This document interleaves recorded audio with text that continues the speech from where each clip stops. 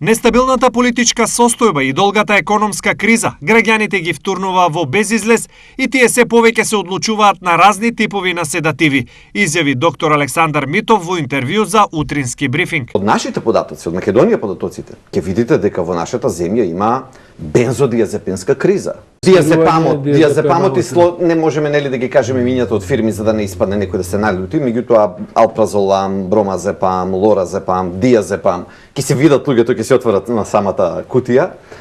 Тука ќе видите дека во Македонија, ако ја споредите со другите земји, ќе сватите дека кај нас има катастрофа. Значи не е зборот пресилен. Политичарите, односно политичката состојба и докрај разнишаната економија се причина за животна неизвестност кај огромен број граѓани. Што пак е причина тие во своите джебови и фиоки постојано да имаат по нешто за смирување. Нервозно време, другарче, нервозно време многу.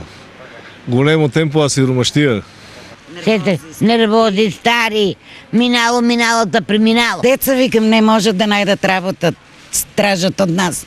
Немаме, ние се од 12.000, што ќе му даеш? Од нервоза, нервират се младите сега. Ова пак го потврдува и следната статистика. Лани лекарите во државата напишале 3.633.545 рецепти за лекови од групата на седативи, во вкупна вредност од речиси 7 милиони евра. 1/3 од нив, или 1.118.503 рецепти се за лекот диазепам.